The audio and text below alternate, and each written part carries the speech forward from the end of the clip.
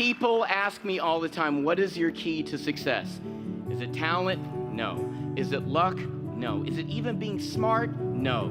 I didn't know if medicine was the right roadmap for me. I was at a crossroads. I was thinking maybe I don't have what it takes to be a doctor. Look at me, there's always second chances. If I can do this, so can you. You will find your own New Orleans. Persist, never give up.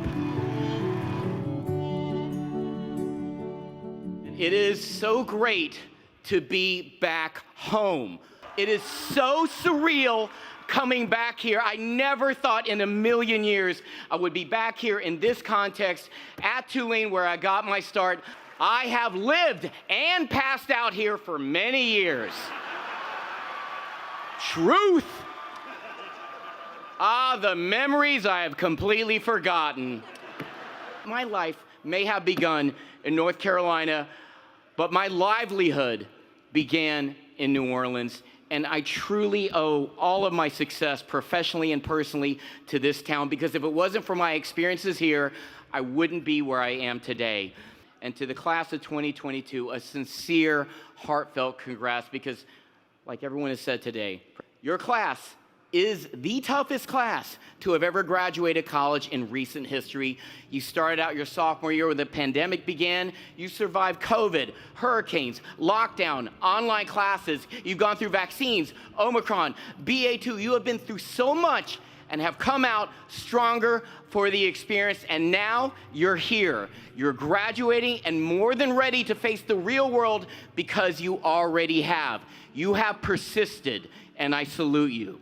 People ask me all the time, what is your key to success? Is it talent? No. Is it luck?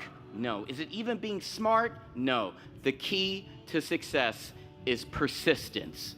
Michelle Obama once said there is no magic to achievement. It's really about hard work, choices, and persistence. Senator Bill Bradley said, ambition is the path to success. Persistence is the vehicle you arrive in. My point is, the key to success is persistence, and I've learned the art of persistence while living here in New Orleans.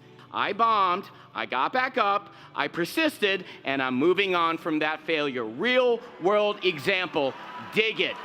Real talk, I came to New Orleans in personal turmoil. I was in med school at UNC, and the reason why I came to Tulane was because I was burned out. I wasn't doing well in med school. I was close to failing out. In fact, I did fail. I had not only failed my first step of my medical board exam, I also failed my second step.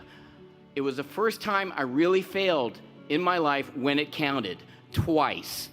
And I was taught all my life as a kid not to fail. If you fail, you're a failure. You're a failure. And I tell you, those standardized tests are culturally biased, okay? Against people who don't study very hard. Now, I didn't know if medicine was the right roadmap for me. I was at a crossroads. I was thinking maybe I don't have what it takes to be a doctor, so I really had to figure out who I was. So I took a year off. I did a year of independent study at Tulane Med School, working with Dr. Roy Orlando, head of the gastroenterology department here at Tulane Med School. He invited me to do research in his department, and quite honestly, he saved my career. I worked in his lab for a year. I got published in the Medical Journal of Gastroenterology. Long story short, I was able to hang in there just by pure persistence, and at the end of the year, I retook both steps of my board exams and passed, and ultimately was able to graduate medical school. I got a second chance in life, got myself back on track. I decided to stay here and do my internal medicine residency at Oxnard to become a full-fledged physician here in New Orleans. And from the bottom of my heart, thank you, Tulane. Thank you so much. And yet at the same time, this opened a whole new life for me. I did everything. I had a job emceeing on weekends at the Cat's Meow. Karaoke bar, real talk, on weekends. New Orleans was where I really cultivated and deepened my love, not only of medicine, but of stand-up comedy, improv. I'd first started doing acting and theater at Duke, and I fell in love with it, and I pursued it way more deeply here. I performed at so many venues that they're not here anymore. Every Saturday night for years.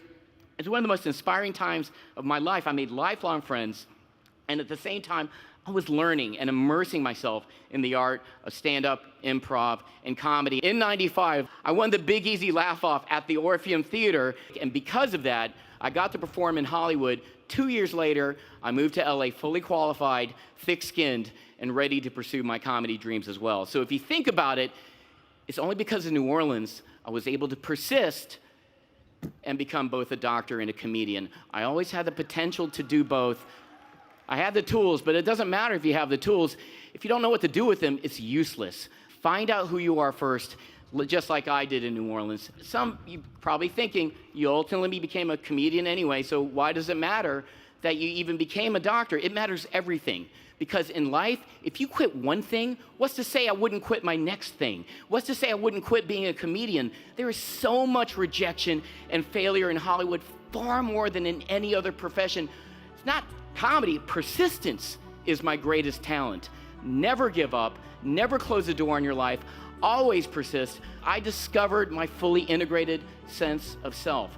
And my mentor at Oxford said, you never have to choose between comedy or medicine. He predicted I would blend both worlds. And that's exactly what happened when I created Dr. Ken, show on ABC, although it was based on my medical life. So in a real way, New Orleans helped me create the most fulfilling project I've ever done in my life, something that fully integrated my true self. And for me, Dr. Ken is New Orleans. It symbolizes the persistence and cultivation of what I learned here.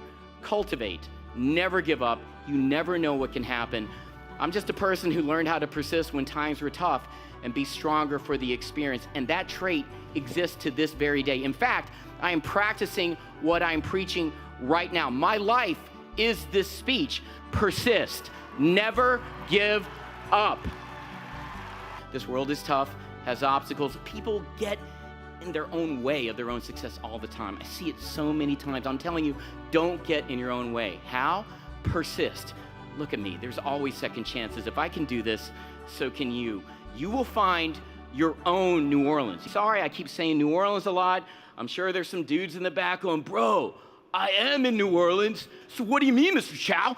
To which I reply, hey, bro, back off. Commencement speeches are hard. You think this is easy? Now, my point is, as you move forward, there are a lot of obstacles that can get in your way. Don't let it. Don't let yourself get in your own way. Don't be afraid to fail. Michael Jordan once said, I have failed over and over again in my life, and that is why I succeed. Everything I've done in my life is a result of persistence, and I challenge all of you to do the same. Cultivate what you learned, make something special out of it, and never give up. Thank you. Thank you.